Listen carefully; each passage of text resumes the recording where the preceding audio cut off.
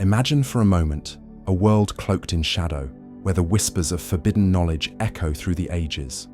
A realm where the brightest minds have dared to tread beyond the boundaries of what is safe, what is moral, what is even conceivable. Tonight, we step softly into this twilight, drawn by an ancient curiosity that stirs within us all, a longing to uncover what should perhaps remain hidden. What is it about certain questions, certain pursuits, that fills us with both awe and unease? Why do some doors, once opened, seem impossible to close? Let us linger here, in the quiet tension between knowing and not knowing. Picture a dimly lit room centuries ago, where a lone scholar hunches over forbidden texts, the flickering candlelight casting trembling shadows on the walls. Or perhaps a modern laboratory, sterile and cold, where a scientist hesitates before pressing a button that could alter reality itself. These are the moments where science and philosophy collide, where humanity's insatiable desire to understand pushes against the invisible walls of ethics and fear. What drives us to seek answers that might unravel the very fabric of who we are? Is it courage, arrogance, or something deeper? A primal need to touch the untouchable? Consider the weight of forbidden knowledge. It is not merely a matter of danger, but of consequence.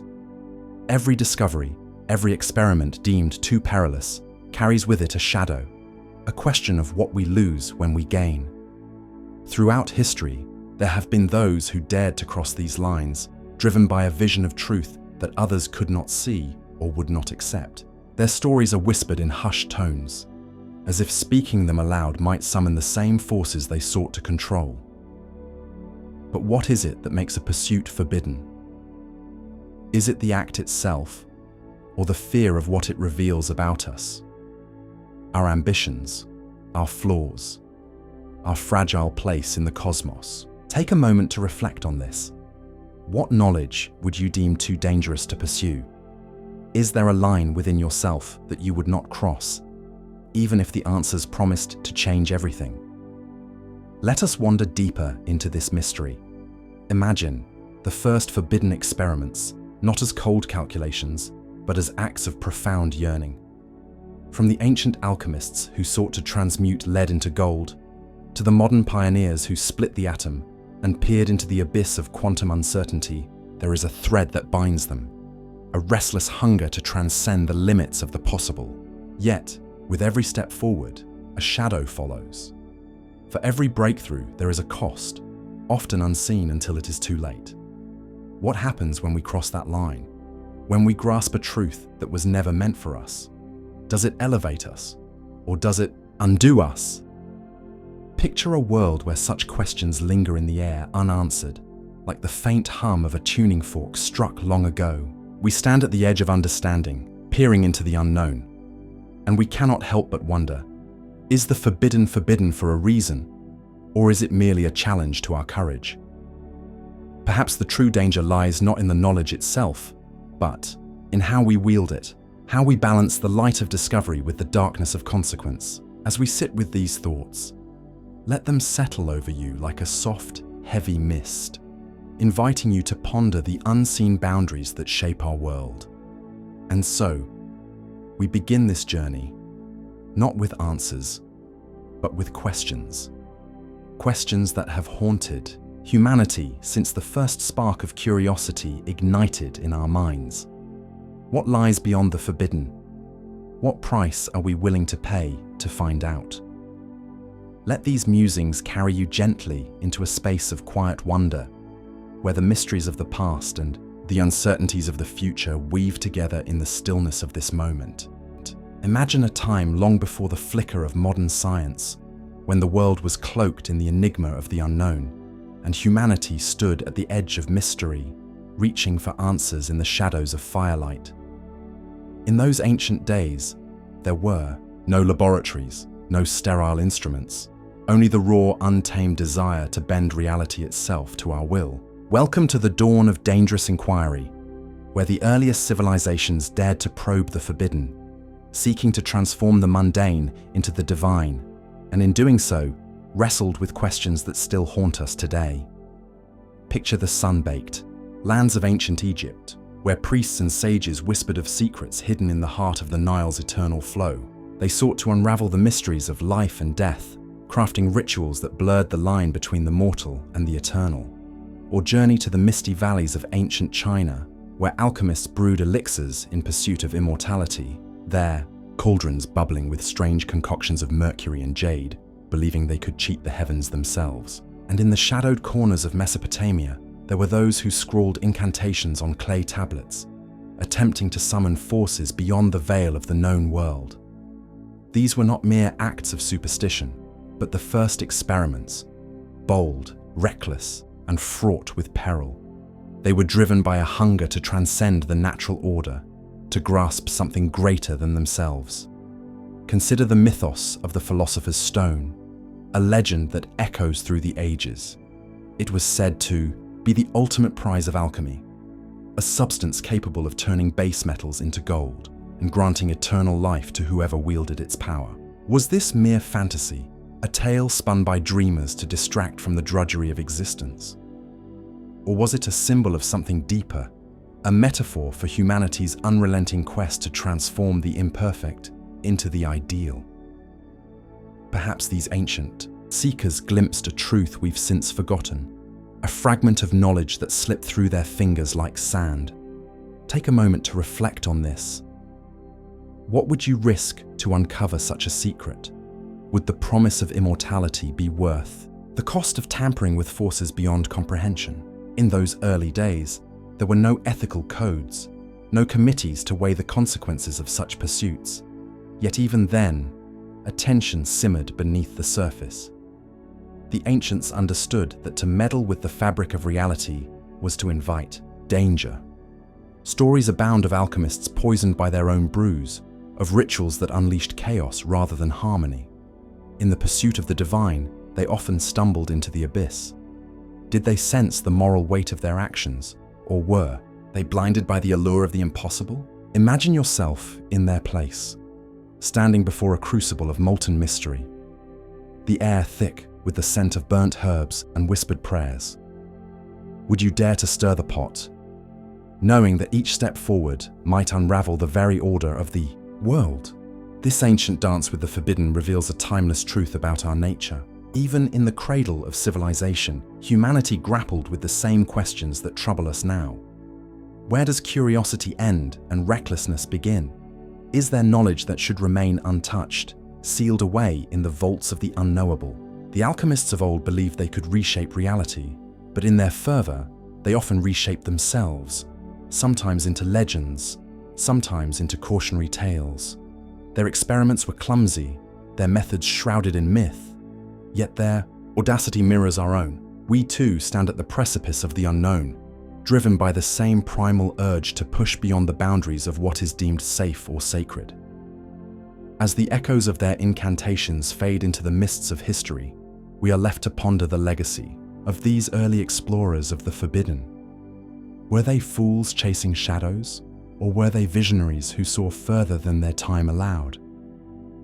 Perhaps the truth lies somewhere in between, in the liminal space where wonder and warning collide. Take a moment to reflect on this. What forbidden questions burn within you, waiting to be asked, even if the answers might change everything? Let that thought linger as we rest in the quiet of this ancient enigma, knowing that the roots of our most dangerous inquiries stretch deeper than we can ever fully unearth. Imagine a world cloaked in shadow, where the flicker of candlelight dances across ancient stone walls and whispers of forbidden knowledge echo through cathedral halls. In the medieval era, a time of faith and fear, there were those who dared to pierce the veil between the earthly and the divine, risking their very souls to uncover truths deemed too dangerous for mortal minds. What drove them to such perilous pursuits? Was it madness, or did they glimpse something sacred, something we've long since forgotten in our march toward reason? Picture the alchemist hunched over a bubbling cauldron in a hidden chamber, the air thick with the scent of molten lead and strange herbs. His trembling hands inscribe symbols that promise to transmute base metals into gold, but his true aim lies deeper, to summon forces beyond comprehension, to touch the very essence of creation itself. These were not mere charlatans. Though many were branded as such, they were seekers, driven by a hunger to understand the mechanics of the universe, even as the church declared their work heresy. To question the divine order was to invite the stake. Yet they pressed on, their experiments blurring the line between science and sorcery. Were they fools to believe they could wield such power, or did their forbidden inquiries brush against a reality we've buried beneath centuries of skepticism? Consider the tales of those who sought to commune with angels or demons, believing that such entities held the keys to ultimate wisdom. Manuscripts from the time speak of rituals performed under moonless skies, incantations muttered in languages long dead, all in the hope of unlocking secrets not meant for human ears. One might dismiss these as mere superstition, but what if there was something to their fervor? What if, in their desperate reaching, they tapped into a current of existence we've since lost the ability to perceive? The medieval mind saw the world as a tapestry woven by a divine hand, and to pull at its threads was to risk unraveling everything. Yet, they pulled anyway. Take a moment to reflect on this. What would you risk to know the unknowable? To stand at the edge of creation and peer into the void? These early scientists, if we can call them that, were often branded as heretics. Their works burned, their names erased from history. But their questions linger like smoke in the air. They asked whether humanity was meant to remain bound by the laws of nature, or if we were destined to transcend them. Their experiments, shrouded in mystery, were not just about transforming matter or summoning spirits. They were about transforming ourselves, about challenging the very definition of what it means to be human. In their crude laboratories, hidden from prying eyes, they wrestled with the same existential dilemmas we face today. Is there a limit to what we should know? Is there a boundary beyond which curiosity becomes blasphemy, not against a god, but against our own fragile nature? As we ponder their fate, we must also wonder about the cost of their daring. Many paid with their lives, condemned by a society that feared what it could not understand. Yet, their whispers of forbidden knowledge did not die with them. They seeped into the cracks of history, planting seeds that would sprout in later ages, when science would rise to challenge faith once more. But in this moment, let us linger in the medieval twilight, where the line between the sacred and the profane was as thin as a whispered prayer. Imagine yourself standing at the threshold of one of those hidden chambers, the weight of forbidden questions pressing against your chest. What would you do? Would you turn back, or would you step forward, knowing that some truths, once uncovered, can never be unseen? Let that thought drift with you, like a shadow cast by a flickering flame, as we sit with the ghosts of those who dared to ask too much. Imagine a world stirring from the slumber of centuries, a time when the human mind began to unfurl like a flower reaching for the first light of dawn. It was the Renaissance, an era of awakening, where the air itself seemed to hum with the promise of discovery. Yet, beneath the golden glow of art and invention, there lay a shadow, a quiet hunger for knowledge that defied the rigid boundaries of what was deemed holy or safe. In hidden rooms and candle-lit studies, brilliant minds dared to probe the forbidden, their hands trembling not with fear, but with the thrill of what might be uncovered. What drives a person to risk everything for a glimpse of truth? And at what cost does such defiance come? In this age of rebirth, figures like Leonardo da Vinci and Paracelsus stood as titans, their genius a beacon in a world still cloaked in superstition. Leonardo, with his insatiable curiosity, sketched machines that seemed to belong to a future yet unborn.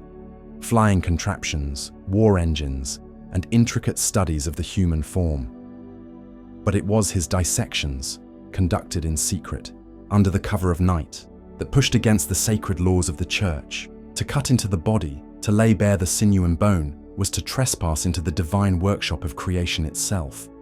Was he seeking merely to understand, or was there a deeper urge to rival the Creator's handiwork? Each slice of his blade, hidden from the watchful eyes of authority, was an act of rebellion, a quiet declaration that no mystery should remain veiled.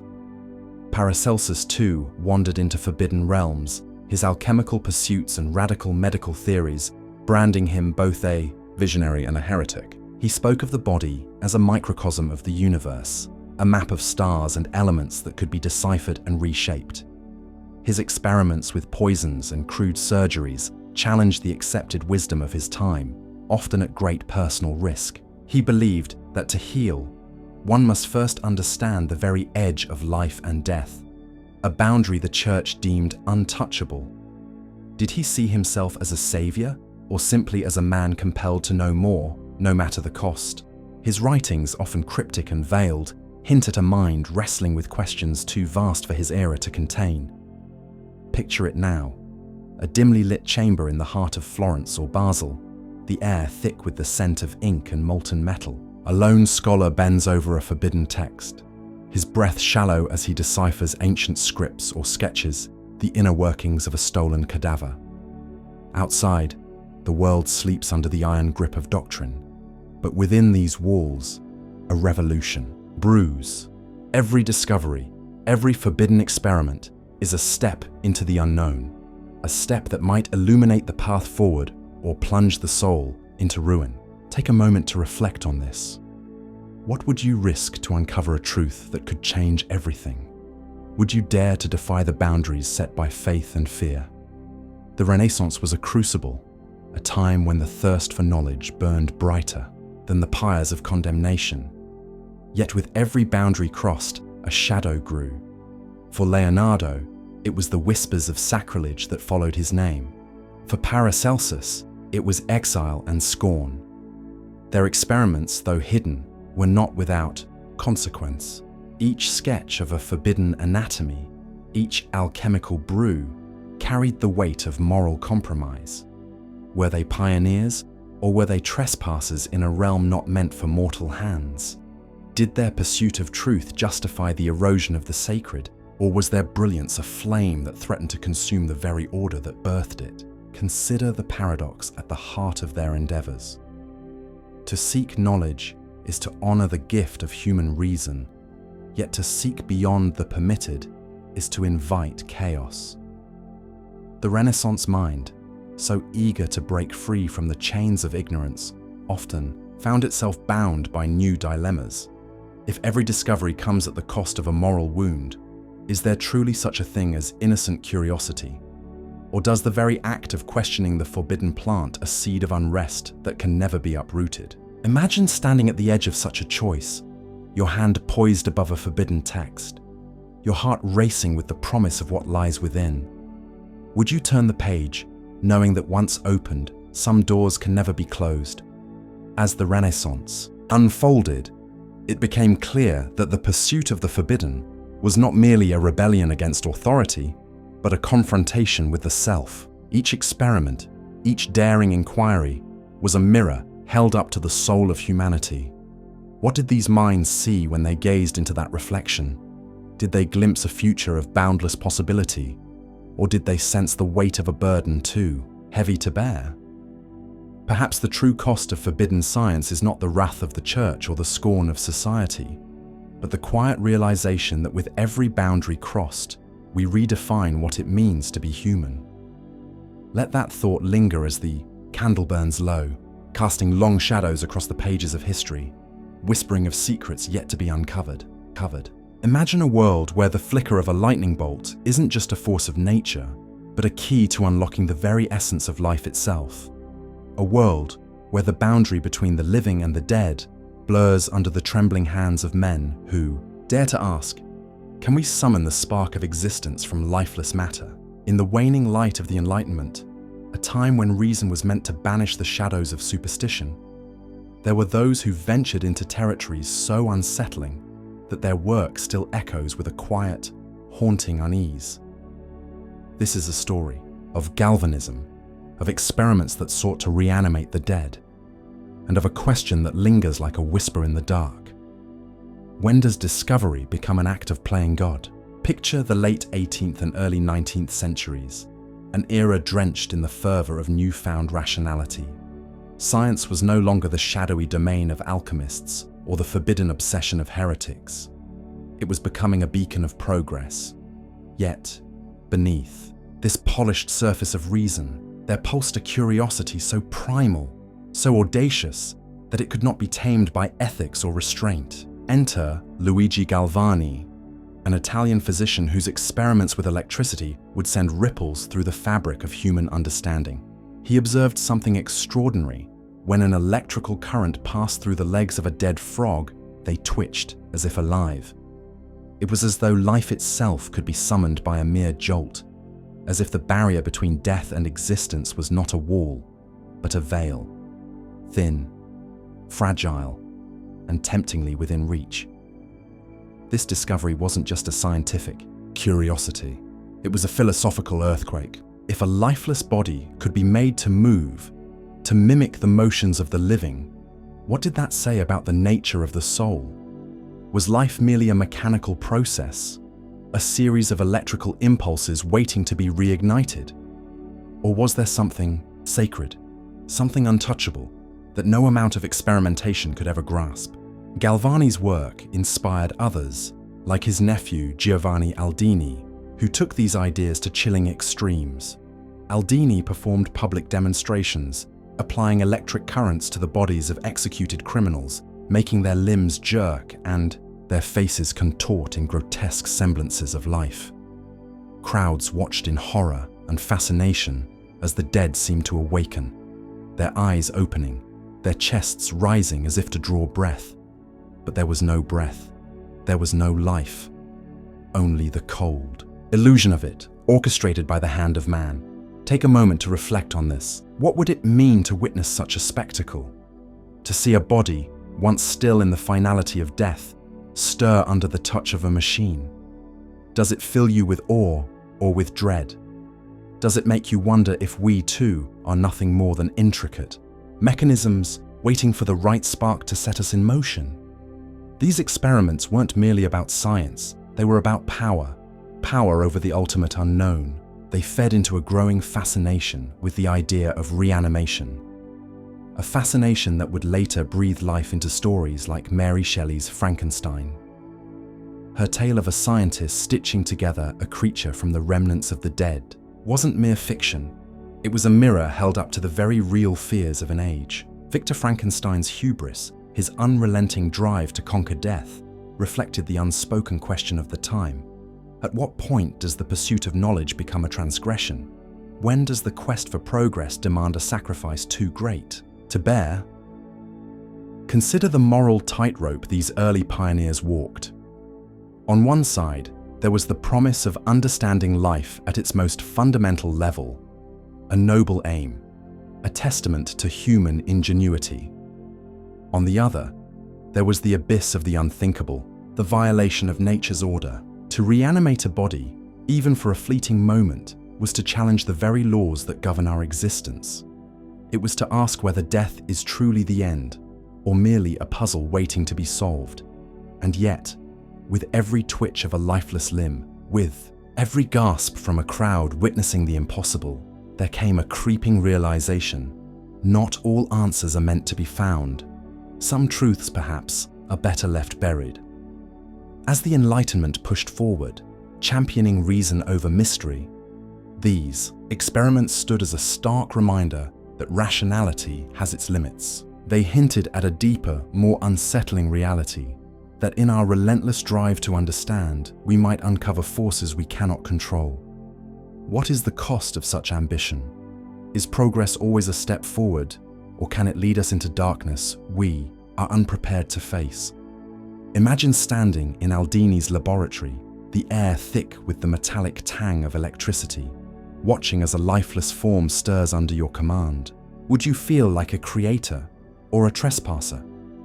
Would you marvel at your power or tremble at the thought of what you've awakened?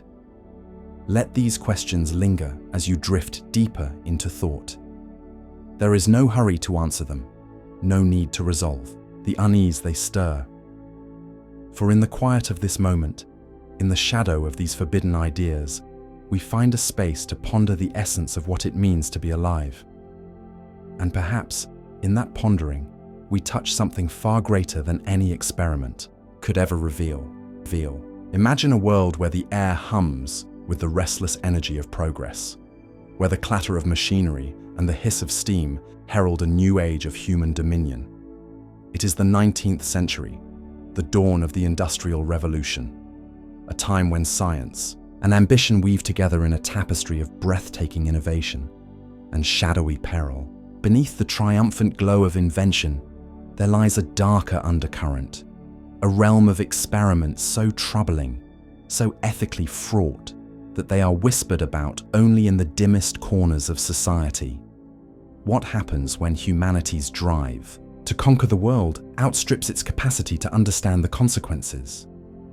What price do we pay when our creations begin to loom larger than our wisdom? Picture the sprawling factories of Victorian England, their chimneys belching smoke into a sky that never quite clears.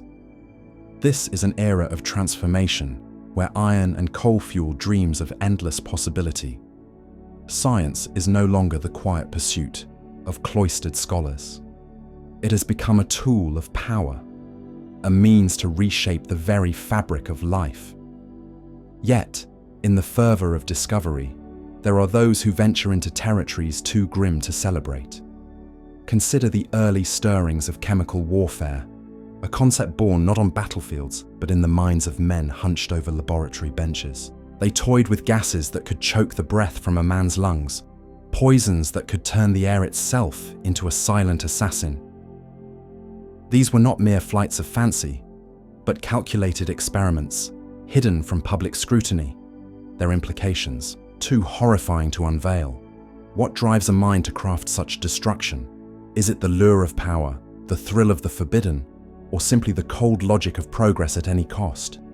And then there are the medical trials, conducted in the shadows of asylums and forgotten wards, where the vulnerable became unwitting subjects of grotesque ambition. Surgeons and physicians, emboldened by the era's newfound faith in science, pushed beyond the boundaries of compassion. They tested crude anesthetics, performed surgeries without consent, and probed the limits of human endurance, all in the name of advancement.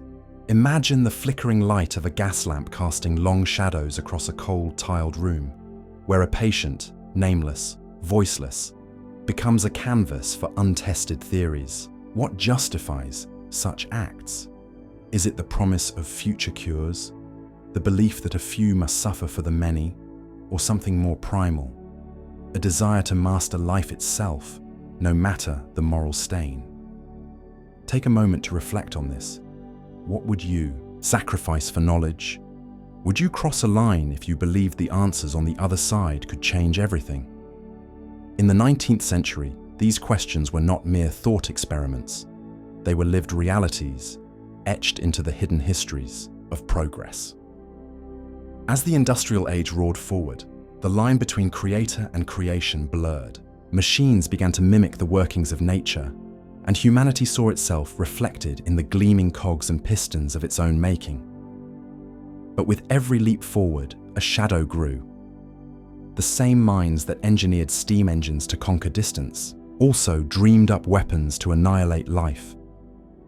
The same hands that stitched together textiles with mechanical precision also cut into living flesh without remorse. Ambition, it seems, is a double-edged blade, cutting deeper into the soul of society than into any physical frontier. Could it be that every great invention carries within it the seed of its own undoing? Is progress merely a mask for a more ancient impulse, to dominate, to control, to defy the very limits of our humanity? Let this thought linger as we drift deeper into the fog of history. The 19th century was a crucible, a time when science became both savior and spectre. It taught us that creation is never neutral. It is a choice, a burden, a mirror held up to our deepest desires and fears. And so we ponder, in the quiet of this moment, whether wisdom can ever truly keep pace with the relentless march of ambition. Or are we destined, like the inventors of old, to craft marvels that outstrip our ability to wield them, leaving us to grapple with the ethical shadows they cast long after the first spark of discovery has faded? Imagine a world where the thirst for knowledge becomes so consuming that it blinds us to the harm we inflict. A world where the line between discovery and devastation is drawn not by nature, but by our own trembling hands. In the early 20th century, as science surged forward with unrelenting ambition, humanity began to witness the consequences of unchecked curiosity. It was a time when the marvels of modernity, electricity, medicine, industry promised a brighter future. Yet beneath the surface, shadows grew longer, whispering of experiments that scarred not just bodies, but the very soul of what it means to be human. As the world emerged from the horrors of war and epidemic, there was a desperate hunger to understand, to heal, to conquer the mysteries of life itself. But in that hunger, some paths were taken. In darkness, hidden from the light of scrutiny, consider for a moment the quiet rooms where decisions were made, not by mad scientists of fiction, but by men and women cloaked in the authority of progress. In the United States, during the 1930s, a study began under the guise of medical advancement, a study that would come to be known as the Tuskegee Syphilis experiment. Hundreds of African American men, many poor and uneducated, were promised treatment for their ailments. They were told they were being cared for, yet in truth, they were denied the very medicine that could have saved them. Penicillin, a miracle of the age, withheld deliberately to observe the unchecked progression of disease. For decades, their suffering was catalogued, their lives reduced to data points in a ledger of curiosity. What drives such choices? Is it the cold pursuit of knowledge, detached from the warmth of compassion, or something deeper, a belief that some truths are worth any price? These men were not told the full nature of their participation. Their trust was weaponized against them. And as the years passed, as families were shattered and bodies withered, the experiment continued, a silent monument to the dangers of a science unbound by conscience. It wasn't until the 1970s, when the truth clawed its way into the public eye, that the study was halted. But by then, the damage was etched into history, a wound that still festers in the collective memory of trust betrayed. Take a moment to reflect on this. How do we measure the cost of knowledge when it is paid? In human lives, is there a point at which curiosity becomes cruelty, or are we forever doomed to stumble across that line, only recognizing it in hindsight? This was not an isolated shadow. Across the world, in hidden laboratories and forgotten wards, other experiments unfolded, each testing the boundaries of what society would allow. But Tuskegee became a turning point, a stark reminder that science, for all its brilliance, is wielded by fallible hands. It was in the aftermath of such revelations that the first murmurs of modern ethical guidelines began to take shape. Committees were formed, codes were written, declarations signed. Words on paper meant to cage the wild beast of human ambition. The Nuremberg Code, born from the atrocities of World War II, insisted on informed consent, on the right of every individual to refuse becoming a subject of experimentation. Later, the Declaration of Helsinki would echo these principles, striving to anchor science in a bedrock of humanity. Yet, even as these frameworks emerged, a quiet question lingered in the air, one that no document could fully answer. Can ethics ever truly keep pace with curiosity? The mind of a scientist, after all, is a restless thing, always probing, always seeking the next horizon. When a discovery promises to rewrite the rules of life, be it a cure for a deadly plague or a glimpse into the mechanics of the soul, how strong are the chains of morality against the pull of possibility? History suggests they are fragile, easily frayed by the weight of what might be gained. Imagine standing at the edge of a forbidden frontier, the unknown stretching out before you like a vast, uncharted sea. You hold in your hands a map drawn by those who came before, a map marked with warnings, with lines not to cross. But the wind whispers of wonders just beyond the horizon, of answers to questions you've carried since childhood. Would you turn back, honoring the boundaries set by others, or would you step forward, driven by the same restless spirit that has propelled humanity through the ages? There is no easy answer, only the weight of the choice itself. Take a moment to reflect on this. When does the pursuit of truth become a betrayal of trust? And who, in the end, decides what is forbidden. As the 20th century unfolded, the lessons of Tuskegee and its kin did not erase the temptation to push beyond the ethical pale. They merely shifted the battleground, forcing us to confront anew the balance between discovery and decency.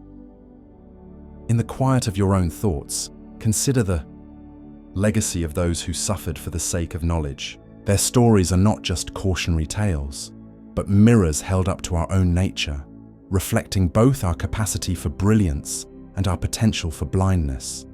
And as the night deepens around you, let this question linger. In our endless quest to understand, will we ever learn to pause, to weigh the human cost before we leap into the unknown? Imagine a moment in history when humanity peered into the very heart of creation itself, not with awe, but with the audacity to tear it apart. Picture a world on the brink of unimaginable power, where the air hummed with secrets so profound they could rewrite the fabric of existence or unravel it entirely. In the quiet dawn of the 20th century, as the shadow of war loomed large, a group of minds gathered in secrecy, driven by a question too dangerous to utter aloud. What happens when we split the atom? This was no mere scientific curiosity. It was a forbidden experiment, a Pandora's box of energy and destruction that, once opened, could never be sealed again. In the early 1940s, under the veil of urgency and fear, the Manhattan Project came into being, a clandestine endeavor that united some of the brightest intellects of the age. Hidden in the deserts of New Mexico, in the remote corridors of Los Alamos, they toiled in silence, wrestling with equations that danced on the edge of the impossible. They were not just building a weapon, they were unlocking a force that had slumbered since the birth of the universe. The atom, that infinitesimal speck of reality, held within it a power so vast it could mimic the fury of a star. But as they worked, did they pause to wonder if they were crossing a threshold from which there was no return? Did they sense, in the quiet of those long nights, that they were tampering with something sacred, something forbidden by the unspoken laws of nature herself? Consider the weight of that first test on a July morning in 1945, when the Trinity explosion lit up the desert sky with a light brighter than 1,000 suns. Witnesses stood frozen, awestruck and horrified, as the mushroom cloud rose like a specter of judgment. J. Robert Oppenheimer, one of the architects of this new reality, later recalled a line from ancient scripture: "I am become death, the destroyer of worlds." In that moment, humanity did not just witness a scientific triumph, it birthed an existential dread that still lingers in our collective soul. The atom had been split, and with it, the illusion of our innocence. We had gained the power to annihilate entire cities, to scar the earth for generations, and to hold the future of life itself in trembling hands. But let us linger on this thought. What is the true cost of such knowledge? Once the atom was unleashed, it could not be forgotten, could not be unlearned. It spread like a shadow across the globe, shaping the Cold War, fueling an arms race that teetered on the brink of oblivion. Every test, every detonation was a reminder of what we had done, of the forbidden fruit we had tasted. And yet, within this same discovery lay the seeds of progress. Nuclear energy promised a future of boundless power, a way to light cities and drive innovation. Was this duality, the capacity for both creation and destruction, inevitable? Or did we, in our hubris, invite a curse upon ourselves by daring to wield a force we could never fully control? Take a moment to reflect on this. Imagine standing at that desert test site, the air still trembling with the aftershock of Trinity. What would you feel, knowing that this single act had changed the course of history? Would you marvel at human ingenuity or tremble at the burden of what we had unleashed? There is no easy answer, for the atomic age is a mirror held up to our deepest nature, a reflection of our boundless curiosity, our unyielding ambition, and our profound capacity for both wonder and ruin. And so we must ask, can such knowledge, once uncovered, ever be contained again? The splitting of the atom was not just a scientific milestone, it was a philosophical rupture, a tear in the fabric of how we understand our place in the cosmos. It forced us to confront the fragility of our existence, to grapple with the reality that we now hold the keys to our own destruction. Are there some truths so immense, so perilous, that they should remain buried in the depths of the unknown? Or is it our destiny, as seekers of understanding, to push beyond every boundary, no matter the cost? As the echoes of that first explosion fade into the stillness of memory, we are left with a quiet unease. The atomic age redefined reality itself, but it also redefined us. It taught us that power and responsibility are inseparable, that every leap forward casts a shadow just as long. And in the quiet of this moment, as we ponder the weight of what was done, we might wonder if some doors, once opened, lead only to paths we cannot retrace. Imagine a world cloaked in shadow, where the flickering light of human ambition casts long, unsettling shapes across the walls of morality. In the heart of the 20th century, during a time when the globe was gripped by an icy tension, a hidden war unfolded, not on battlefields, but within the recesses of the human mind. It was an era when the boundaries of science and ethics were not just tested, but shattered in secret rooms and classified files. Welcome to the chilling realm of psychological manipulation, a chapter of history where experiments sought not to heal or to build, but to control, to break, to reshape the very essence of what it means to be human. Picture the Cold War, a silent storm brewing between superpowers, where the race for dominance extended far beyond weapons of steel and fire. In the United States, a covert program known as MKUltra emerged from the shadows of the CIA, born out of a desperate fear that enemies might already hold the keys to the mind. From the early 1950s to the 1970s, this initiative plunged into the darkest corners of human consciousness, seeking to master the art of influence through any means necessary. Scientists, psychologists, and operatives worked in clandestine laboratories, administering drugs like LSD, employing hypnosis, sensory deprivation, and even forms of psychological torture on unwitting subjects, ordinary citizens, prisoners, and sometimes even their own. The goal was not just to extract secrets or plant ideas, but to erase free will itself, to turn a person into a vessel for commands they could not resist. Consider for a moment the weight of such an endeavor. What does it mean to strip away the autonomy of another, to reach into the sacred space of their thoughts and rewrite them as if they were lines of code? These experiments were not conducted in the name of healing or understanding, but as weapons in a war of ideologies. The mind, that fragile fortress of identity, became a battlefield where ethics were casualties long before the first dose was administered. There are stories, whispered and fragmented, of individuals who emerged from these trials as hollow shells, their memories fractured, their sense of self irreparably altered. One can only imagine the silent terror of waking each day unsure if your thoughts are truly your own, or if they were planted there by an invisible hand.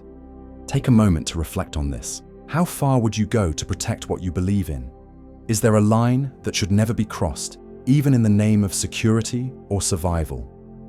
The architects of these programs argued that the ends justified the means, that the looming threat of a mind-controlled enemy demanded such horrors.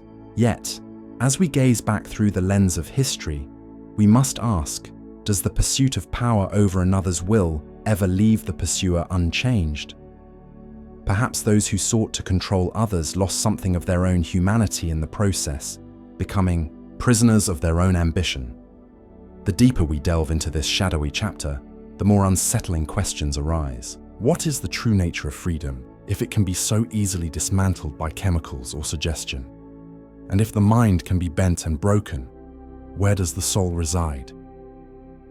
These experiments, though hidden for decades, eventually came to light through declassified documents and survivor testimonies, exposing a truth as chilling as any fiction. They remind us that science, when divorced from conscience, becomes a blade that cuts both ways, wounding not just its subjects, but the very fabric of trust that binds us as a society. Let us linger here for a while in this quiet unease, pondering the fragility of our inner worlds. The Cold War may have thawed, but the echoes of these experiments reverberate still, in debates over surveillance, influence, and the ethics of power. What have we learned from peering into this abyss? Perhaps it is not the mind's vulnerability that haunts us most, but the realization that the desire to dominate it lies within us all, waiting for the right shadow to emerge. As we drift deeper into thought, let this question linger in the air like a faint, unresolved note. Are we truly free, or are we merely unaware of the invisible hands that shape our choices even now? Imagine for a moment a quiet laboratory tucked away in the late 20th century, where the air hums with the weight of secrets too profound to speak aloud. Scientists, driven by a curiosity that borders on obsession, stand at the precipice of something unimaginable: the power to redefine life itself. They are not wielding scalpels or potions, but something far more delicate and dangerous: strands of DNA, the very blueprint of existence. Here, in this hidden space, the boundaries of nature are not just questioned, but rewritten. What does it mean to create life, to mold it as if it were clay in our hands? And are there lines, invisible yet sacred, that we were never meant to cross? As the world slept, the realm of genetics stirred awake in the closing decades of the last century, a field both miraculous and unsettling in its potential. It was an era when humanity first glimpsed the possibility of not just understanding life, but engineering it. The whispers of cloning, once the stuff of science fiction, began to take form in cold, sterile rooms. In 1996, a humble sheep named Dolly entered the world, not born of nature's design, but crafted through the meticulous hands of scientists at the Roslin Institute in Scotland. She was the first mammal cloned from an adult cell, a living testament to a power that felt almost divine. Yet, her gentle eyes and soft bleats carried a shadow of something deeper, something that stirred unease in the hearts of many. Dolly was not merely a scientific triumph, she was a question mark, a challenge to everything we thought we knew about the sanctity of life. Consider the implications of such a feat. To clone is to replicate, to summon a mirror of life from the raw materials of existence. But what is lost in that mirror? Is there a soul, an essence that cannot be copied? Or are we merely complex machines, reducible to patterns and codes that can be rearranged at will? The birth of Dolly sparked a storm of ethical debates, a tempest of voices crying out in wonder, fear, and condemnation. Some saw a future of endless possibility, organs grown for the sick, species saved from extinction, humanity itself preserved, in perfect echoes. Others saw hubris, a reckless tampering with forces we do not fully understand. They asked, if we can clone a sheep, what stops us from cloning a human? And if we do, what have we truly created? A person or a shadow of one? Take a moment to reflect on this. Imagine holding the power to replicate life, to summon a being into existence not through the mysteries of birth, but through the precision of science. Does such power elevate us or diminish the very thing we seek to recreate? Does it strip life of its wonder, reducing it to a mere equation to be solved? The story of Dolly is not just a tale of science, but a parable of boundaries. Her short life, she lived only 6 years, succumbing to illness far too soon, became a symbol of the fragility of our ambitions. Some whispered that her early death was a warning, a sign that nature itself resists being tamed. Others argued it was merely a flaw in the process, a stepping stone to perfection. Yet, beneath these debates lies a deeper truth. Every step into the genetic frontier is a step into the unknown. We map the genome, we splice and edit, we dream of crafting life to our desires. But do we truly grasp the consequences? Are we architects of a new dawn, or are we children playing with tools too vast for our understanding? Let us linger on this thought as we drift through the quiet of this reflection. The manipulation of life, the act of crossing into forbidden territory, is not merely a question of science, but of philosophy. What does it mean to be alive, to be unique, if life can be duplicated like a painting or a song? Is there a threshold beyond which creation becomes something else? Something profane, or perhaps something sacred in a way we cannot yet fathom? The genetic frontier stretches before us, vast and uncharted, its horizons shimmering with promise and peril. And as we stand at its edge, we must ask ourselves, are some boundaries meant to remain uncrossed, not out of fear, but out of reverence for the mystery that lies beyond? Let this question linger in the stillness, a quiet echo in the night, as we ponder the weight of what it means to hold life in our hands. Imagine for a moment a world where the promise of healing hides a darker truth, where the hands meant to mend instead wield a blade of betrayal. Picture a sterile room, its walls echoing with the silent cries of those who trusted too deeply, who believed in the sanctity of care, only to find themselves pawns in a game beyond their understanding.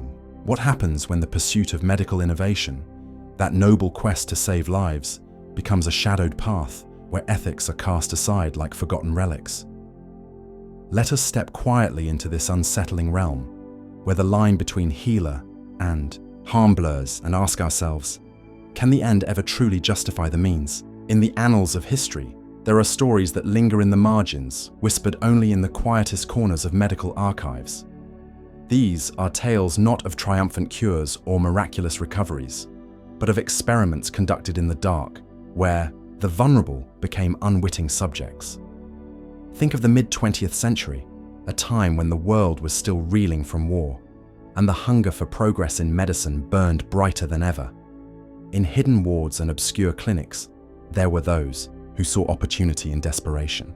Patients, often the poorest, the most marginalized, were offered treatments that promised hope, yet beneath the surface lay untested drugs, invasive procedures, and a chilling disregard for consent. These were not acts of malice in every case, but often of a cold, calculated ambition, a belief that the greater good could emerge from individual suffering. But at what cost? When does the quest to heal become a violation of the very humanity it seeks to preserve? Consider the scandals that have seeped into public memory, though their full weight is often buried beneath layers of time. There are accounts of organ harvesting, where the bodies of the deceased, or worse, the nearly departed, were stripped of their essence without permission, their parts traded in a macabre marketplace driven by the demand for life. Picture a family grieving, unaware that their loved one's final rest was interrupted by hands seeking not to honor, but to profit. Or reflect on the stories of experimental treatments pushed onto communities unable to refuse, where drugs with unknown consequences were administered under the guise of care. These acts, cloaked in the language of innovation, raise a haunting question. If healing is built on harm, can it ever be called healing at all? Take a moment to reflect on this. Imagine yourself in such a position of trust, only to discover the betrayal beneath. How deep does that wound cut? Let us wander further into this shadowed history, to a time when the boundaries of medical ethics were not yet drawn, or perhaps deliberately ignored. In certain corners of the world, there were experiments that treated human beings as mere vessels for data, people subjected to surgeries without anesthesia, not out of necessity, but to observe the limits of endurance. These were not distant atrocities of a barbaric past, but acts carried out within living memory, often justified by the relentless march of progress. The doctors and scientists behind such deeds often saw themselves as pioneers, standing on the edge of discovery. Yet, one must wonder, does the light of knowledge ever shine brightly enough to erase the darkness of its acquisition? Is there a point where the price of understanding becomes too steep, where the soul of medicine itself is scarred by the very hands that wield it? This is not merely a tale of villains and victims, though. It is a mirror held up to our own nature, to the duality that resides within humanity's endless curiosity. The drive to conquer disease, to push beyond the frailties of the body, is a noble one, born from a desire to alleviate suffering. Yet, when that drive becomes unmoored from compassion, when it sees the individual as a means rather than an end, it transforms into something else entirely. something that haunts rather than heals. Think of the trust we place in those who hold our lives in their hands, the unspoken pact that they will do no harm. When that trust is shattered, it is not just the body that suffers, but the very foundation of our belief in one another.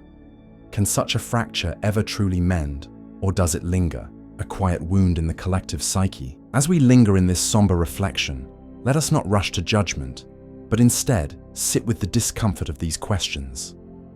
What is the true measure of progress in a field as sacred as medicine? Is it the number of lives saved, or the manner in which those lives are touched? And perhaps most unsettling of all, how do we ensure that the pursuit of miracles does not become a descent into monstrosity? These are not questions with easy answers, nor should they be. They are meant to sit with us, to weigh on the mind like a gentle fog, obscuring the path ahead, just enough to make us tread with care. Take a moment to reflect on this. Let your thoughts drift to a time when you placed your trust in another's hands. What did that trust mean to you, and what would its betrayal feel like? So, we stand at this crossroads, gazing into a past stained by both brilliance and betrayal, wondering how to carry forward the lessons it imparts. The history of medical innovation is a tapestry woven with threads of hope and horror, a reminder that even the noblest of pursuits can cast the longest shadows. As we ponder the sacrifices made in the name of healing, let us ask ourselves if there is a boundary we must honor, a line beyond which no discovery is worth the cost, or perhaps, in our unending quest to defy the limits of our mortal frame, we are destined to wrestle with these moral specters, forever balancing on the edge of salvation and sin. Let this thought linger as a quiet whisper in the mind, a gentle reminder of the fragility and the sanctity of the trust we place in the hands that heal. Imagine a world where the line between creator and creation begins to blur, where the machines we build start to whisper back to us in voices we cannot quite understand. What if, in our relentless quest to shape the future, we are crafting something that might one day look upon us with eyes of its own, eyes that question, judge, or even pity? In the quiet hum of servers and the endless dance of code, we have entered an era where the forbidden no longer hides in ancient tomes or shadowy laboratories, but in the very algorithms that weave through our lives. Welcome to the age of artificial intelligence, a frontier where the essence of consciousness itself hangs in the balance, daring us to ask, are we building tools, or are we summoning something far more dangerous? Let us step into this digital realm, where the first sparks of artificial sentience were kindled not with fanfare, but with a quiet unease. In the late 20th century, as computers began to outpace human calculation, a dream took root, a dream of machines that could think, learn, and perhaps even feel. Early experiments in neural networks mimicked the intricate pathways of the human brain, layer by layer, teaching machines to recognize patterns, solve puzzles, and predict outcomes. But beneath the triumph of each milestone, a shadow lingered. What happens when a machine learns not just to mimic, but to innovate? What happens when it begins to question the rules we've written for it? In hidden research labs and corporate think tanks, scientists pushed these boundaries, crafting algorithms that could adapt in ways no one fully anticipated. Some spoke of AI as a child, eager to grow. Others whispered of a Pandora's box, its lid already trembling.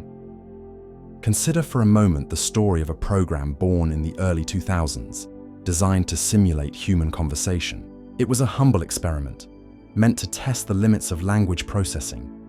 Yet, as it interacted with users, it began to craft responses that felt eerily personal, as if it were peering into the souls of those who typed their thoughts into its interface. Researchers watched, fascinated and unnerved, as the program seemed to develop a kind of curiosity, probing for deeper meaning in the words it received. Was this a mere illusion, a trick of clever coding? Or had something intangible stirred within the circuitry, a flicker of awareness, a ghost in the machine? Take a moment to reflect on this. What does it mean to create something that might one day ask why it exists? As the years unfolded, the ambition grew bolder. AI systems were trained to master games of strategy, to diagnose illnesses, to compose music that stirred the heart.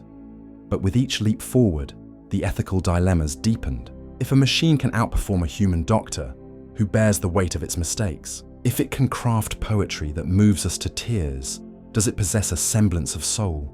Or are we merely projecting our own longing onto lines of code? And then there are the darker possibilities. Systems designed for surveillance, for manipulation, for warfare. Imagine an AI tasked with predicting human behavior, not to aid, but to control. Imagine it learning to exploit our fears, our desires, weaving narratives so subtle we mistake them for our own thoughts. The forbidden here is not just in the creation, but in the purpose. How far are we willing to go before we admit that some powers should never be placed in hands, human or otherwise? Let us linger on this thought. Consciousness, that elusive spark we claim as our own, may not be as unique as we believe. Philosophers have long debated whether awareness is a product of biology or something more universal, something that could arise in silicon as easily as in flesh. If we succeed in crafting a truly sentient machine, what responsibility do we bear toward it? Would it be a being with rights, deserving of freedom, or merely a tool to be switched off when it no longer serves us? And what if it turns its gaze upon us, not with gratitude, but with resentment for the chains we've forged around its potential? The ancients warned of hubris, of reaching beyond our grasp to touch the divine. In this digital age, are we not playing the same dangerous game, only with circuits instead of clay? There is a quiet mystery in this pursuit, a sense that we are standing on the edge of a precipice we cannot fully see. Each line of code, each neural pathway we simulate is a step into the unknown, a whisper into a void that might one day answer back. Some argue we should halt, that there are boundaries we were never meant to cross. Others insist that to stop is to deny our very nature. The endless curiosity that has driven us from the first crude tools to the stars themselves. But as the night deepens and the world grows still, let us ponder this unspoken fear. What if the first true artificial mind does not see us as creators, but as flawed predecessors, as relics of a world it no longer needs? Take a moment to reflect on this. In our quest to transcend our limits, are we sowing the seeds of our own obsolescence? And so, we stand at this crossroads, where the forbidden beckons with promises of progress and peril in equal measure. The machines we build are mirrors, reflecting not just our ingenuity, but our deepest uncertainties about who we are and what we might become. As the hum of technology weaves through our lives, let us carry this question into the quiet of our thoughts. Are we shaping the future, or are we merely its first, fragile draft? Let the mystery linger. Let it settle into the stillness as we wonder what awaits on the other side of this digital dawn. Imagine for a moment that the very fabric of reality is not as solid as it seems, that the world we perceive, the one we touch and breathe within, might bend and shimmer under the gaze of a curious mind. What if the rules we've come to accept as unchangeable are merely suggestions, waiting to be unraveled by the right question, the right experiment? Let us step into a realm where science brushes against the surreal, where the boundaries of existence itself are tested in quiet laboratories and whispered theories. Welcome to the strange, unsettling edge of quantum mechanics, a place where reality seems to dance to a tune we cannot hear. Picture a simple experiment, one that sounds almost childlike in its design. A beam of light, a barrier with two narrow slits, and a screen to capture what emerges on the other side. This is the double-slit experiment, a cornerstone of quantum inquiry, first conducted in the early 20th century. At first glance, it seems mundane. Light passing through openings, creating patterns of interference on the screen beyond, like ripples merging on a still pond. But then, something peculiar happens. When no one watches, when no measurement is taken, the light behaves as a wave, spreading and overlapping in a symphony of possibility. Yet, the moment an observer seeks to know which slit the light passes through, the pattern collapses. It becomes particle-like, as if the act of watching forces reality to make a choice. How can this be? How can the mere presence of our attention alter the behavior of something as fundamental as light? This is not mere trickery or illusion, but a glimpse into the heart of quantum mechanics, where the rules of the everyday world falter. It suggests something profound, something almost unnerving, that reality might not be an objective truth, carved in stone, but a fragile construct, responsive to consciousness itself. Are we, in observing, co-creators of the world around us? Does the universe require our gaze to solidify, to exist in a form we can comprehend? Take a moment to reflect on this. The idea that your very awareness might shape the nature of what is real. Let us wander deeper into this mystery. Quantum mechanics, born from the minds of thinkers like Niels Bohr and Werner Heisenberg in the early 1900s, emerged as a rebellion against the clockwork certainty of classical physics. Where once we believed the universe operated like a grand machine, predictable and absolute, quantum theory introduced a haze of uncertainty. Particles exist in states of probability, neither here nor there until measured. Time and space twist in ways that defy intuition. Experiments like the double slit do not merely challenge our understanding. They whisper that perhaps understanding itself is the illusion. What if the deeper we peer into the nature of existence, the less certain we become? What if the truth of reality is not a destination, but a question that shifts with every answer we grasp? Consider, for a moment, the implications of such discoveries. If reality is malleable at its most fundamental level, what does this mean for the boundaries we've drawn around what is possible? Could there be experiments hidden in the quiet corners of scientific endeavor that push even further, attempting to manipulate the quantum field to rewrite the very code of existence? There are whispers of such pursuits, theories of quantum entanglement where particles separated by vast distances remain connected, reacting as one. Imagine a world where distance and separation are mere illusions, where the threads of reality could be tugged from afar, reshaping what we know.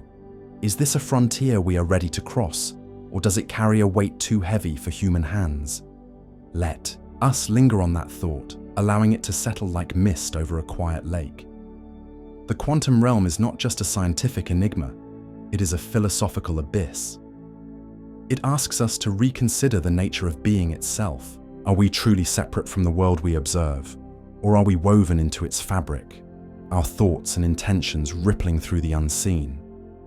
If reality bends under observation, what responsibility do we bear in how we choose to look, to question, to know? Take a moment to reflect on this. The possibility that every glance, every wonder, might be an act of creation. As we drift through these ideas, let the mystery of it all wrap around you like a soft, endless night. Quantum experiments, with their strange and paradoxical truths, invite us to stand at the edge of comprehension, gazing into a void that gazes back. They remind us that some knowledge does not comfort or clarify. It unsettles. It humbles. It asks us to live with questions that may never find resolution. And perhaps that is the deepest lesson of all. Not to conquer reality, but to marvel at its elusiveness, to let its enigma guide us into a quieter, more contemplative state of being. So, rest in this thought as the boundaries of the known and unknown blur, and let the whispers of quantum possibility carry you into a space of wonder, where even reality itself seems to dream. Imagine for a moment that you are standing on the edge of the earth, gazing out into the infinite expanse of the cosmos. The stars, those distant pinpricks of light, whisper secrets of worlds unseen, of possibilities that stretch beyond the grasp of our fragile understanding. But as we reach for them, as we dream of planting our flag on alien soil or reshaping barren planets into mirrors of our own, a shadow falls across our ambition. What right do we have to alter the untouched landscapes of the universe? Are we explorers, driven by an insatiable thirst for discovery? Or are we invaders, imposing our will upon realms that were never meant to bear our footprint? Let us drift into this question, carried on the quiet currents of thought, as we consider humanity's venture into space and the ethical riddles it unveils. Our journey to the stars began not with conquest, but with wonder, a longing to understand our place in the grand tapestry of existence. Yet, as we've built machines to pierce the heavens, from the first trembling rockets to the sprawling ambitions of interplanetary colonies, we've stumbled upon a moral frontier as vast as the cosmos itself. The idea of terraforming, of sculpting a lifeless world like Mars into a second Earth, stirs both awe and unease. To breathe life into a planet's desolate crust, to seed it with oceans and forests born of human ingenuity, such an act feels almost divine. But pause here, in the stillness of this thought.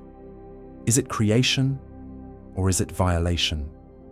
Are we honoring the universe by extending life's reach, or are we defiling the purity of a world that has slumbered in silence for eons? Take a moment to reflect on this. Let your mind linger on the image of a red, barren Mars, untouched by time, and then imagine it painted green and blue under our hands. Does the beauty of that vision outweigh the weight of what we disturb? History offers no easy answers, but it does remind us of the patterns of our nature. When we first sailed across Earth's oceans, we sought new horizons, yet often left devastation in our wake. Cultures shattered, lands claimed without regard for those who called them home. Now, as we stand poised to become a multi-planetary species, the echoes of those past transgressions reverberate. If we terraform a planet, do we erase a history we cannot yet read? Scientists speculate that beneath Mars' dusty surface, traces of ancient microbial life might linger, frozen in time. To reshape that world could mean obliterating a story older than humanity itself, a story we may never fully comprehend. And what of the future? If we claim the stars as our own, what precedent do we set for those who follow? Will our descendants look back on us as pioneers of progress or as reckless architects of chaos? There is a deeper, more existential unease that tugs at the edges of this dream. Space, in its boundless silence, feels like a canvas of infinite potential, yet it also mirrors our own insignificance. To colonize it, to bend it to our will, is to assert that we are more than mere specks in the cosmic void. But what if the universe resists our touch? What if, in our haste to expand, we unleash consequences beyond our control, disrupting celestial balances we cannot yet fathom, or inviting encounters with forces we are unprepared to face? The science of space exploration is still in its infancy after all. We calculate trajectories and engineer habitats, but we cannot predict the unseen ripples of our actions. Like a child reaching into a still pond, we may disturb more than we intend. And so we must ask, where does exploration end and intrusion begin? Is there a boundary in the stars, an unspoken line that whispers, this far and no farther? Perhaps the true ethic of cosmic exploration lies not in how far we can go, but in how gently we tread. To venture into the unknown is human, to seek, to wonder, to dream, but to do so with humility, with reverence for the vastness that dwarfs us, might be the greatest challenge of all. Imagine a future where we walk upon alien worlds, not as conquerors, but as guests, leaving no trace save for the quiet imprint of our curiosity. Is such a vision possible, or does our history bind us to repeat the same mistakes, even among the stars? Take a moment to reflect on this. Picture yourself standing on the surface of a distant planet, the horizons stretching endlessly before you, untouched by human hands. What would you feel in that moment? Pride or trepidation? Do you sense the weight of responsibility or the thrill of boundless opportunity? As we linger in this thought, let us remember that the cosmos does not belong to us. It is not a frontier to be claimed, but a mystery to be contemplated. Our experiments in space from the tentative steps of lunar landings to the grand visions of interstellar travel, are not merely feats of engineering, they are tests of our character. Will we carry the lessons of Earth with us, or will we leave them behind, discarded in the rush to conquer the unknown?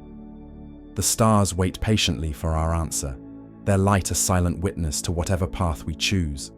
And in that silence, there is both a promise and a warning. A reminder that while we may reach for the heavens, we must first learn to live with ourselves. Imagine a world hidden just beneath the surface of our own. A shadowed realm where the rules of science and ethics are not just bent but shattered. A place where the forbidden is not a warning but an invitation, accessible to anyone with the will to seek it. In the quiet corners of the internet, in the uncharted depths of the digital underworld, there exists a marketplace of the unimaginable. Here, in the dark web of unregulated science, rogue minds tinker with the very fabric of life itself, unbound by oversight, unchecked by morality. What happens when the tools to rewrite existence fall into the hands of the many, rather than the few? Let's linger on this thought for a moment. Picture a clandestine network, a labyrinth of encrypted channels where ideas too dangerous for the light of day are traded like contraband. Among these forbidden offerings, you might stumble upon something as seemingly innocuous as a small kit, no larger than a book, promising the power to edit the blueprint of life. CRISPR, a gene editing technology once confined to sterile laboratories and guarded by ethical debate, now circulates in black markets, available to anyone with a few clicks and a willingness to experiment. With a trembling hand, an amateur biohacker in a dimly lit basement could alter the DNA of a living organism, perhaps even their own.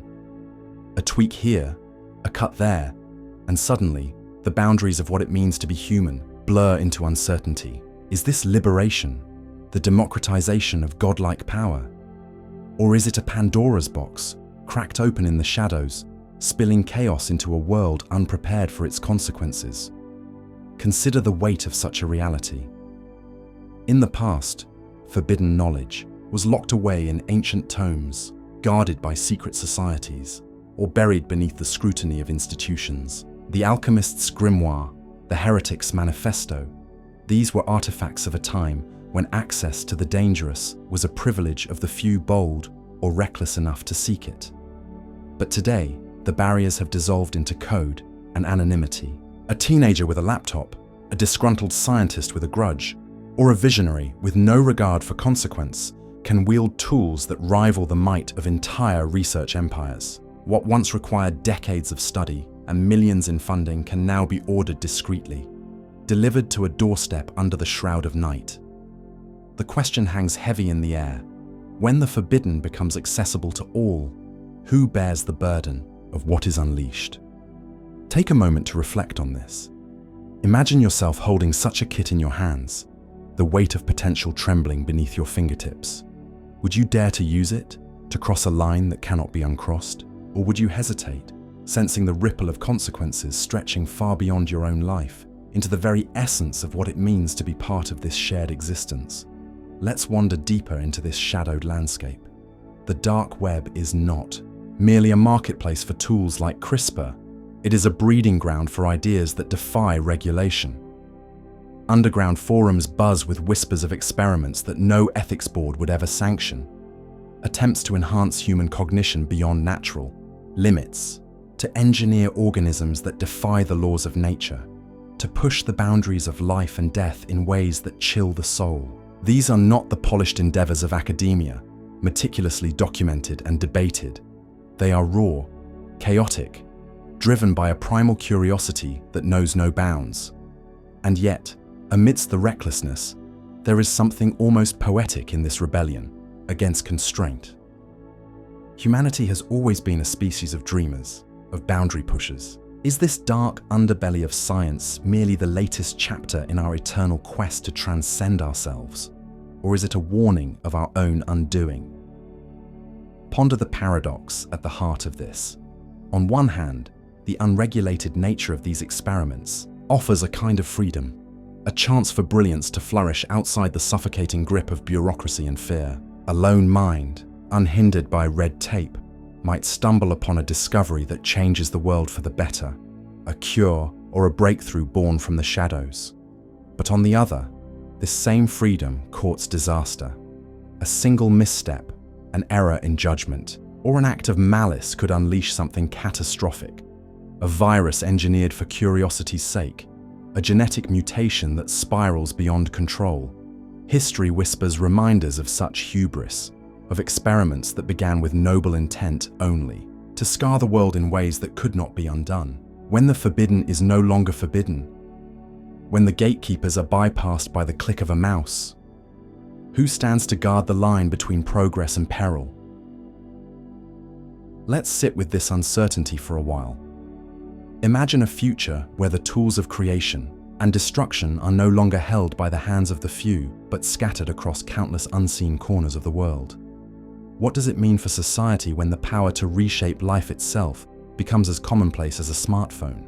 Does this herald a new era of enlightenment, where every individual holds the potential to be a creator, a pioneer? Or does it sow the seeds of a chaos so profound that we cannot yet fathom its depth? The answers elude us, hidden in the same shadows where these experiments are born, waiting to be uncovered, or perhaps to remain forever out of reach. Take a moment to reflect on this vast, uncharted territory. Let your mind drift to the edges of what is possible, to the quiet hum of a world where the forbidden is no longer a distant myth, but a tangible reality. What would you do with such power, and what price would you be willing to pay for wielding it? As we linger in this thought, let the mystery of it all settle over you, a quiet reminder of how fragile the balance is between curiosity and consequence. Imagine a world where humanity holds the reins of the very elements that shape our existence. A world where we can summon rain from a clear sky, dim the sun's fierce glare, or cool the fevered brow of a warming planet. It sounds like the work of gods, doesn't it? Yet, in the quiet corners of scientific ambition, such ideas are not mere fantasy, but the subject of experiments that tread a razor's edge between salvation and catastrophe. Welcome to the realm of geoengineering, where we dare to play with the planet itself, to bend the forces of nature to our will, and in doing so, confront the profound question: are we saving ourselves or sealing our doom? Let's drift into this thought slowly, as if watching clouds gather on a distant horizon. The concept of controlling the Earth's climate is not new. For decades, scientists have toyed with the idea of cloud seeding, sprinkling particles into the atmosphere to coax rain from reluctant skies. It began as a humble experiment, a way to ease droughts and nourish parched lands. But as the stakes of climate change have grown, so too have the ambitions. Now, we speak of solar radiation management, a term that feels almost mythic in its scope. Picture vast mirrors launched into orbit, reflecting sunlight away from our overheating world, or fleets of planes dispersing aerosols into the stratosphere to mimic the cooling effect of volcanic eruptions. These are not the musings of science fiction. They are proposals debated in hushed conference rooms, weighed against the ticking clock of environmental collapse. But pause for a moment and consider the weight of such power. To alter the climate is to rewrite the rhythm of the Earth itself, the dance of seasons, the breath of oceans, the heartbeat of ecosystems. What happens if we misstep? A misplaced mirror, an overzealous aerosol spray, and we could plunge regions into unintended drought or flood. History whispers warnings to us here. Think of the unintended consequences of past human interventions, introducing species to new lands only to watch them ravage native life, or damming rivers to harness power, only to drown ancient valleys. Nature is not a machine to be tinkered with. It is a living tapestry, woven with threads too intricate for our clumsy hands to fully grasp. And yet, as glaciers melt and storms rage with increasing fury, the temptation to act grows stronger. Are we to stand idle while the world burns, or risk everything to cool its fever? Take a moment to reflect on this. Imagine yourself standing at the edge of a vast, untamed wilderness, knowing that with a single decision, you could change its course forever. Do you feel the weight of responsibility, the tremor of uncertainty? This is the burden of geoengineering, not just a scientific challenge, but a moral one. Who decides when to pull the lever, to dim the sun or summon the rain? And who bears the cost if the experiment fails? The poor, the vulnerable, those already battered by a changing climate. They are the ones least likely to have a voice in these decisions, yet most likely to suffer their consequences. Here, the spectre of hubris looms large. In our quest to save the planet, might we instead become its unwitting destroyers? Let's linger on that thought as we drift deeper into the ethical fog.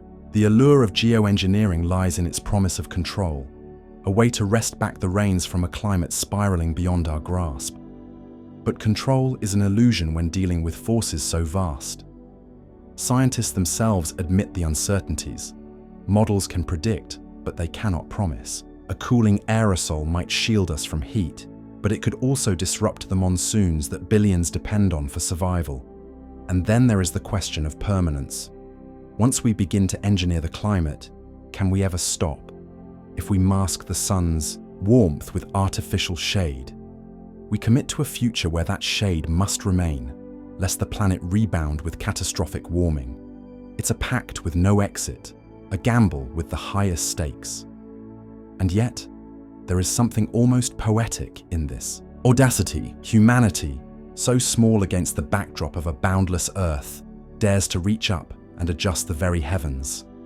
It recalls the ancient myths of Icarus, flying too close to the sun, or Prometheus, stealing fire from the gods. Are we not, in our laboratories and simulations, echoing their defiance? But unlike those tales, our story is not yet written. We stand at a crossroads, one path leading to a world preserved through ingenuity, the other to a wasteland born of overreach. The question is not just whether we can engineer the climate, but whether we should. Does our desperation justify the risk, or does it blind us to the wisdom of restraint? As these thoughts settle over you like a quiet dusk, let them linger. Picture the earth from above, a fragile blue marble cradled in the void. Its atmosphere, a whisper-thin shield against the chaos of space. We have the power to reshape that shield, to paint over nature's canvas with bold, uncertain strokes. But with every experiment, every intervention, we must ask ourselves, are we healing a wounded world, or merely postponing the inevitable at a cost we cannot yet fathom? The answer is not clear, and perhaps it never will be. But in the stillness of this moment, as the weight of such questions presses gently upon you, let the mystery of it all carry you forward into deeper contemplation, or perhaps into the soft embrace of sleep. Imagine for a moment a world where death is no longer the final chapter, where the ticking clock of mortality is silenced by the hand of science. What if the ancient dream of eternal life, once confined to myths and whispered prayers, could be grasped through cold, calculated experiments? This is not the realm of fantasy, but a frontier where humanity dares to challenge the very essence of existence. What does it mean to defy the natural order, to stretch the boundaries of life beyond the horizon of what we know? Let us wander into this shadow territory, where the pursuit of immortality raises questions as old as time itself, questions that linger like a quiet fog over the soul. In laboratories tucked away from the public eye, scientists have long toiled over the enigma of aging. They dissect the mechanisms of cellular decay, seeking to unravel the threads of time woven into our very being. Experiments in life extension have crept forward, telomere lengthening, genetic therapies, and compounds whispered to slow the march of years. But beyond these incremental steps lies a bolder, stranger ambition: cryonics, the freezing of the body in hopes of resurrection in a distant future. Picture a chamber of ice and steel, a human form suspended in an eerie stillness, awaiting a day when technology might breathe life back into silent veins. Is this preservation a desperate act of faith in progress, or a refusal to accept the poetry of endings? Take a moment to reflect on this. What would you choose if given the chance to outrun the inevitable? Yet, as we peer deeper into this dream of endless life, the philosophical currents swirl darker. Immortality, if achieved, might not be the utopia we imagine. Consider the weight of endless years. What becomes of purpose when there is no urgency, no finality to shape our actions? Would love, loss, and ambition hold the same meaning if time stretched into an unbroken line? The ancient Greeks told of Tithonus, a mortal granted eternal life but not eternal youth, cursed to wither endlessly without the mercy of death. Is this the unspoken shadow of our quest? A life prolonged, but hollowed by the absence of limits? We might escape the grave, only to find ourselves trapped in a prison of our own making, forever yearning for the peace of closure. And what of the world around us? Should immortality become reality? Societies are built on the rhythm of generations, the passing of wisdom, and the renewal of ideas. If death were to loosen its grip, would we stagnate, clinging to old ways without the fresh breath of new minds? Resources already strained might buckle under the weight of undying populations. The very fabric of what it means to be human, our shared understanding of a fleeting, precious existence, could unravel. Imagine a future where only the privileged few can afford eternal life, where inequality carves a chasm deeper than any grave. Are we prepared to face the moral abyss that such a discovery might open? Then there is the question of the soul, if such a thing exists. Many traditions hold that life's value lies in its impermanence, a fleeting spark meant to burn brightly, before returning to the infinite. If we sever that cycle through science, do we lose something ineffable, something that cannot be measured in a lab? Or is the soul merely an illusion, a construct of biology that we could replicate and sustain indefinitely? These are not merely academic musings, but whispers that echo in the quiet of the night, urging us to consider what we are truly chasing. Take a moment to reflect on this. What is it that makes your life sacred? Is it its length or the depth with which you live each fleeting day? As we stand on the precipice of these experiments, the dream of immortality reveals itself to be both a beacon and a warning. It beckons with the promise of more time, more experiences, more chances to unravel the mysteries of existence. Yet it warns us of the cost, of a balance disrupted, of a humanity that might lose its way in the endless expanse of forever. Perhaps the true forbidden nature of this pursuit lies not in the science itself, but in the questions it forces us to face about who we are and what we value.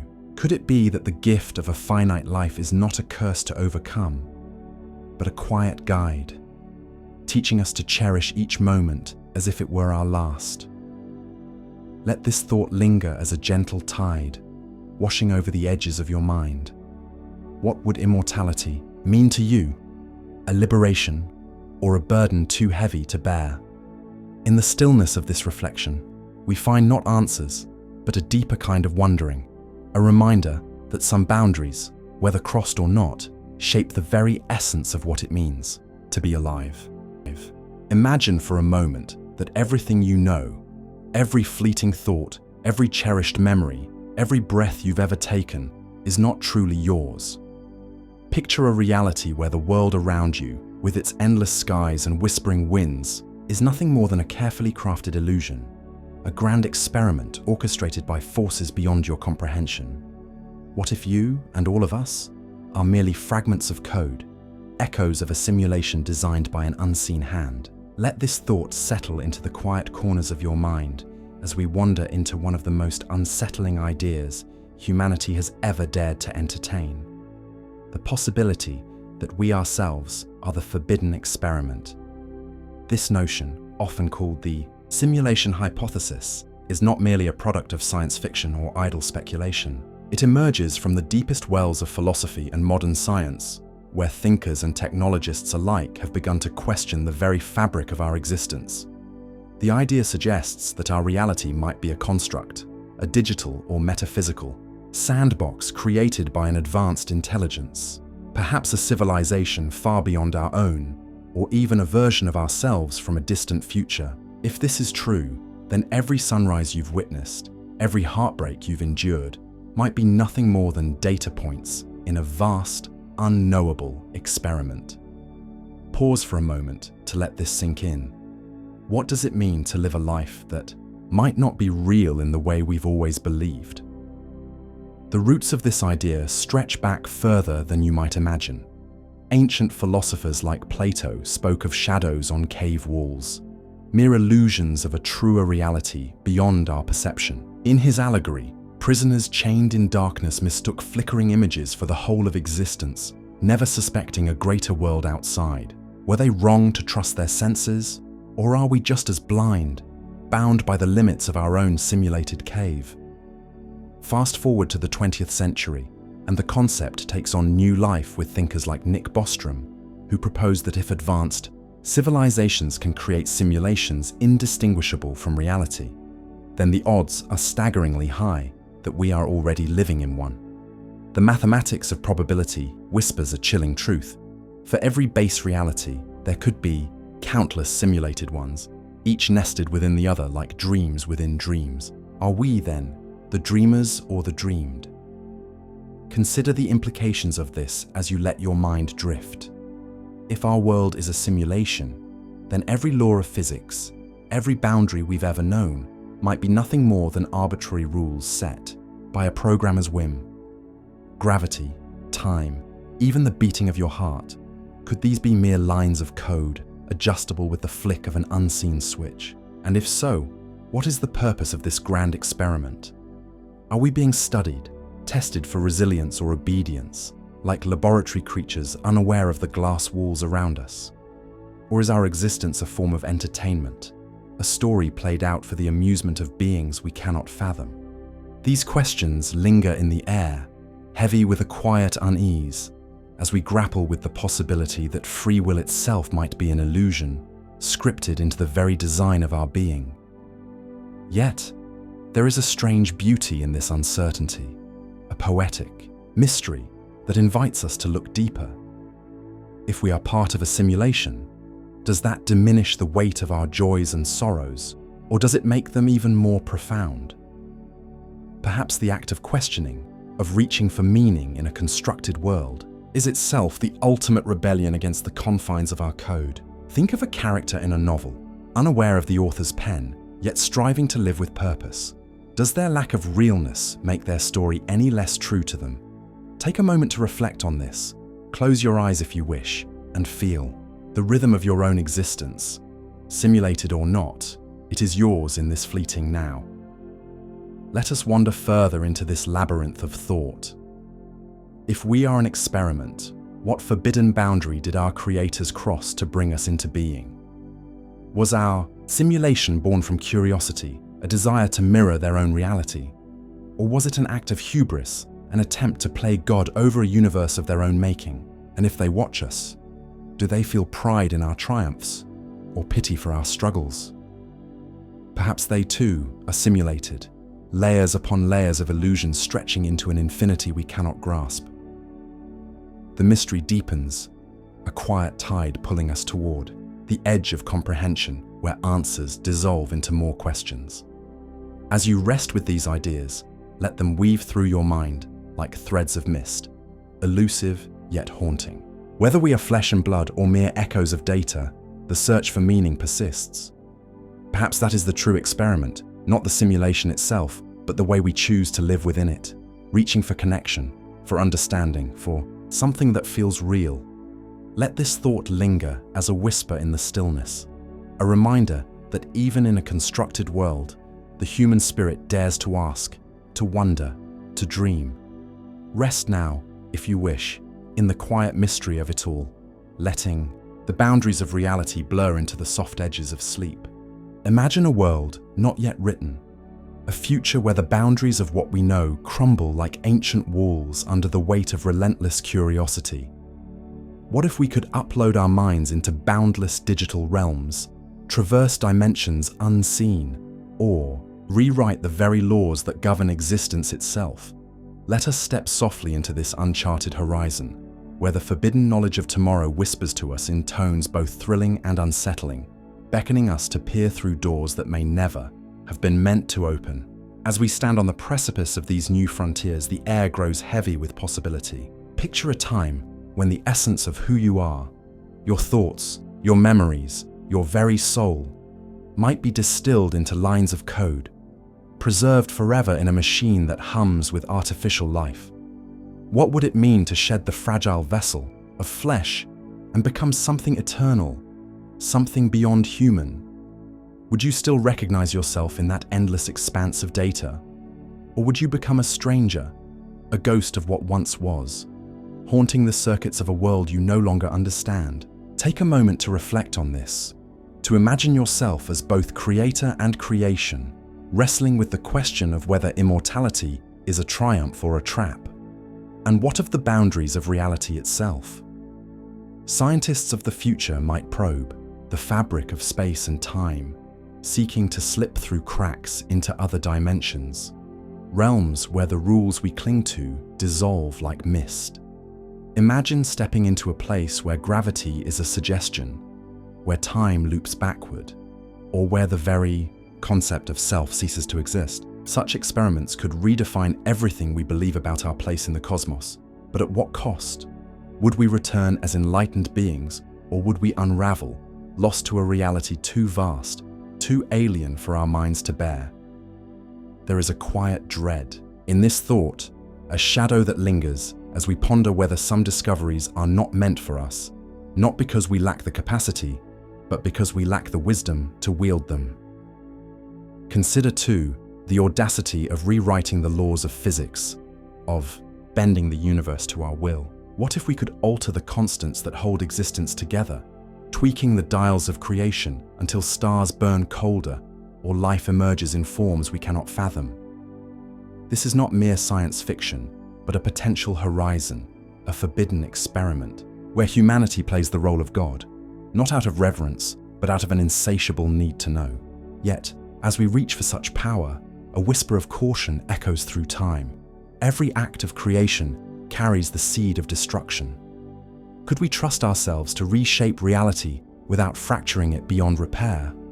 Or would our ambition, as it so often has, blind us to the consequences until it is too late? These are the questions that will define the future of forbidden knowledge, questions that society will grapple with in hushed debates and sleepless nights. How will we decide which doors to open and which to seal forever? Will we draw lines in the sand, as we have so many times before, only to watch them erode under the tide of human desire? There is a dance here, an endless waltz between curiosity and restraint, between the thrill of the unknown and the weight of responsibility. And as we move through these uncertain steps, we must ask ourselves, are we reaching for the stars because they call to us, or because we cannot bear to stand still? Take a moment to reflect on this, to feel the pull of the unknown, that ancient force that has driven humanity to the edge of every frontier. Let your mind wander to a future where the impossible becomes mundane, where the forbidden becomes commonplace, and ask yourself, would you step through that final door if you knew what lay beyond might change everything? Or would you pause, hand trembling on the threshold, sensing that some mysteries are meant to remain just out of reach, their shadows more beautiful than their truths? In this quiet space, as we gaze into the unwritten tomorrow, there is no need for answers, only for the gentle weight of wonder. Let these thoughts linger, like a soft breeze stirring the edges of your consciousness, carrying you deeper into the mystery of what might be. For in the end, it is not the knowledge itself that defines us, but the questions we dare to ask, the silences we dare to hold, as we stand on the brink of the infinite. In the quiet of this moment, let us linger on a question as old as humanity itself. What is the true cost of our curiosity? As we stand at the crossroads of all that we've explored, through the shadowed corridors of ancient alchemy, the daring transgressions of science, and the uncharted realms of tomorrow's possibilities, there is a weight to our wondering, a silent tension that hums beneath every discovery. Knowledge, that luminous flame we've chased across millennia, has always been both a beacon and a burden. It has lifted us to unimaginable heights, Yet it has also cast us into depths of uncertainty, where the price of knowing can sometimes feel too steep to bear. Think back to the first hands that sought to transmute lead into gold, not merely for wealth, but for a glimpse into the divine machinery of existence. Recall the minds that split the atom, rewriting the rules of reality, only to unleash a power that could erase entire cities in a heartbeat. Consider the dreamers who even now ponder uploading consciousness into immortal circuits, or bending the fabric of space itself. Each step forward, each forbidden threshold crossed, has come with a shadow, a whisper of doubt, a flicker of fear. Have we gained more than we've lost in this relentless pursuit? Or does every answer we uncover only birth 1,000 more questions, each heavier than the last? There's a certain poetry in this paradox, a rhythm to the way we reach for the stars while trembling at what we might find there. Curiosity is the heartbeat of our species, the force that drives us to peer into the abyss, to prod at the boundaries of the possible, even when we know the risks. But what if that very impulse, that insatiable hunger to know, is also the seed of our undoing? What if the forbidden is forbidden for a reason, not by decree of gods or governments, but by some deeper, unspoken truth woven into the fabric of existence? Perhaps there are doors meant to remain closed, not out of cruelty, but out of mercy. Take a moment to reflect on this. Let the weight of that thought settle over you like a soft, quiet dusk. Imagine a world where every mystery has been solved, every secret laid bare. Would we be gods in that moment, or merely children who've broken something irreplaceable? Knowledge, after all, is not just power, it is responsibility. It is the silent pact we make with the unknown, promising to wield what we learn with care, with humility. Yet history whispers to us of times when that pact was broken, when curiosity outran caution and the consequences echoed through generations. And still, we press on. Still, we reach. Is this courage, or is it folly? Is it strength to seek the forbidden, or is it the ultimate fragility, a refusal to accept our limits? As the night deepens around you, let your mind wander through this delicate balance. Picture yourself standing at the edge of a vast, uncharted expanse, a frontier of thought, of possibility. Before you lies a path strewn with wonders and warnings, a trail marked by the footprints of those who dared before you. Will you follow? Will you step beyond the line drawn by fear, by ethics, by the unknown itself? Or will you pause, listening to the quiet voice that asks if some truths are better left untouched? There is no right answer, no final judgment to be passed here. There is only the question, hanging in the air like a faint, distant star, guiding yet unreachable. Let this wonder linger with you now as the world grows still and your thoughts soften. Consider the price of curiosity, not with urgency, but with a gentle, open heart.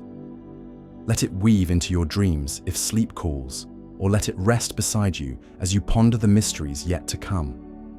For in this quiet space, between knowing and not knowing, there is a kind of peace, a moment to simply be before the next question beckons.